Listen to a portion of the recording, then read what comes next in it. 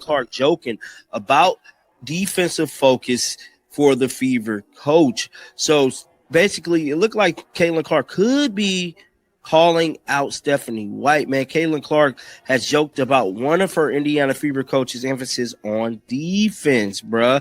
It's that it's hard to poke holes in Indiana Fever star Caitlin Clark game, despite being just 23 years old.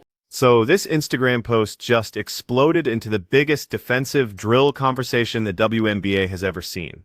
When Caitlin Clark drops a comment like that, joking about her assistant coach grinding kids through defensive slides for hours, that's not just random social media fun. That's Caitlin openly admitting what critics have been hammering her about for 3 straight years.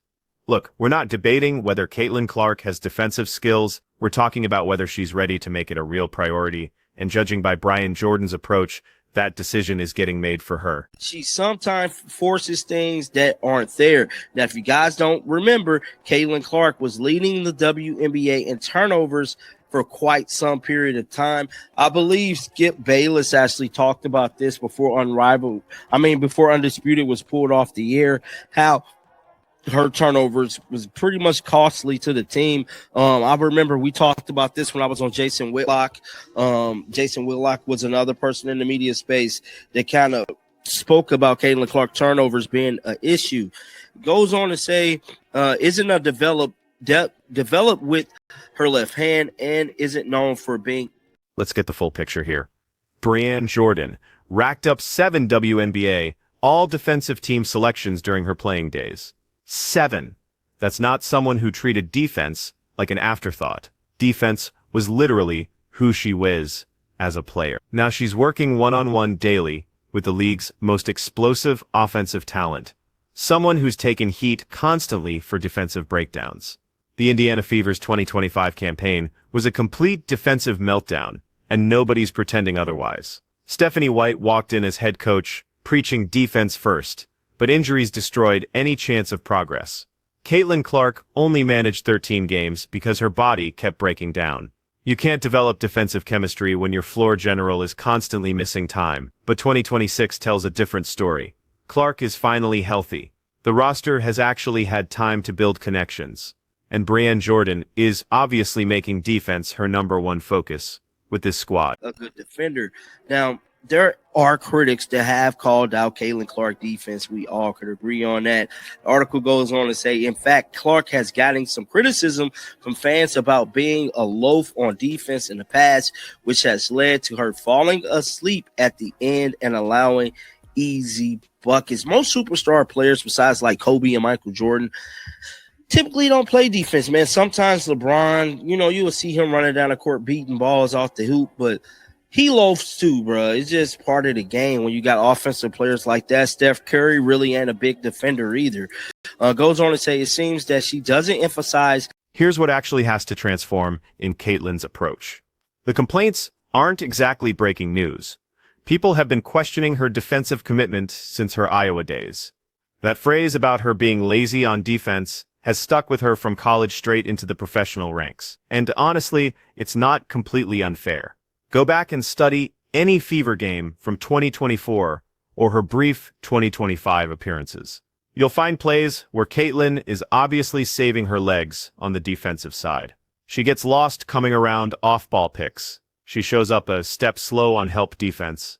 She lets quicker point guards get past her on drives without offering much fight. Is this weird for a superstar scorer?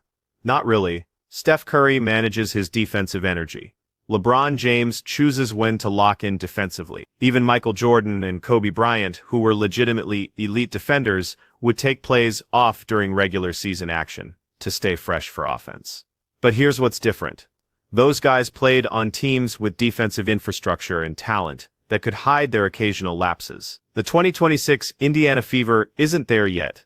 When you're building a title contender from the ground up, everybody has to commit defensively, especially your best player. Captured growing the game across the globe, former WNBA player and current Indiana Fever assistant coach Brianne January posted this picture. Now, I believe Caitlin Clark said something about this picture. Clark reposted this on her Instagram shortly afterward and added the caption, "I know she had these poor kids just repping defensive slides for hours. So as you guys can see here, Caitlin Clark commented up on it. Will shared this post here, which I think is pretty dope that she's actually talking about defense and definitely talking about the Indiana Fever getting ready for the 2026 season. Now, something else that has been... That film breakdown going viral on social media actually showcases what makes Caitlin incredible offensively. The basketball intelligence to manipulate defenders into positioning themselves exactly where she needs them. The vision to spot passing windows before they even open. The control of spacing and rhythm that manufactures advantages from thin air. Mike nailed it in his breakdown.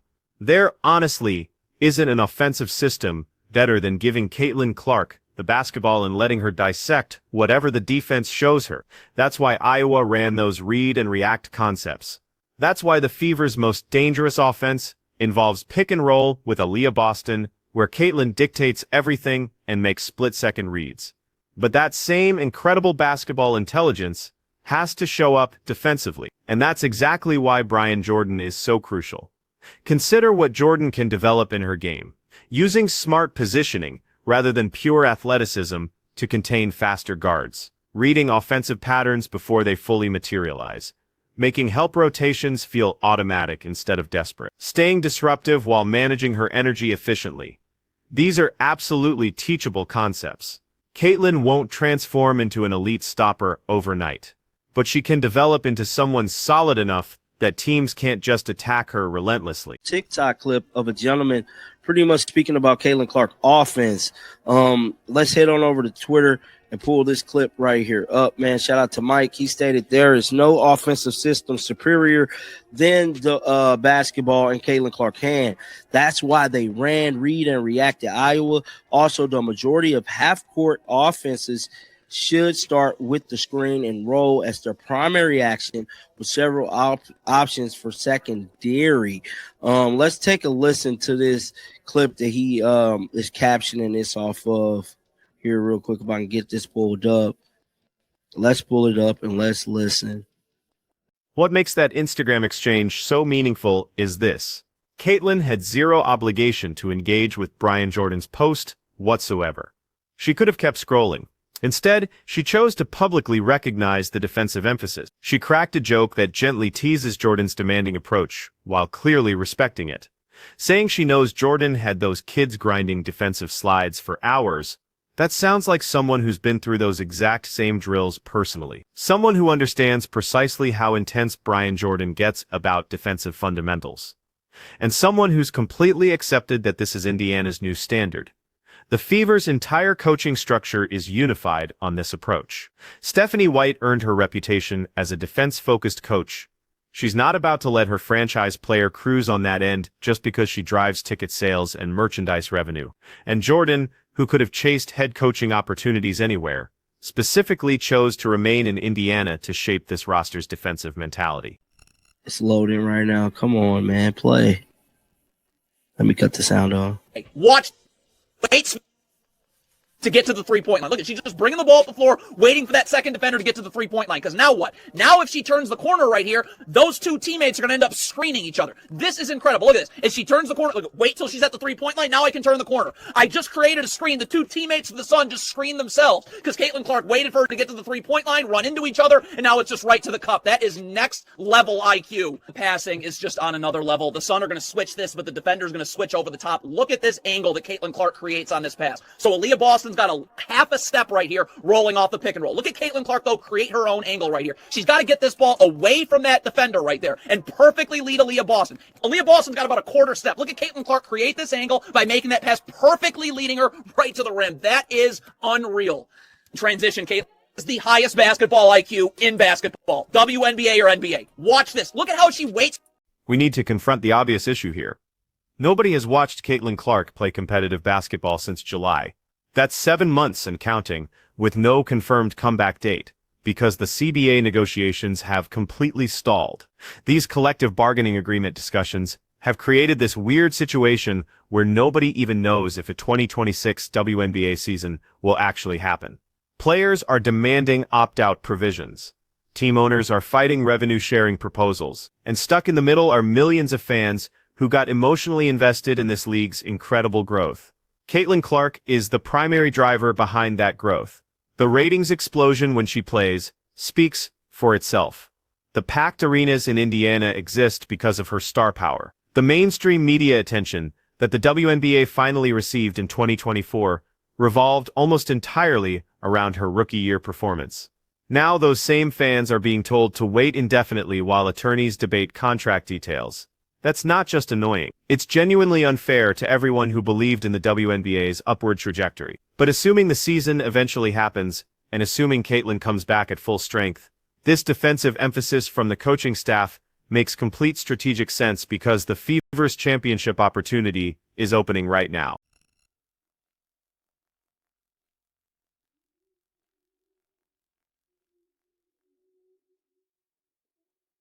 Here's what this means for Indiana's realistic title chances.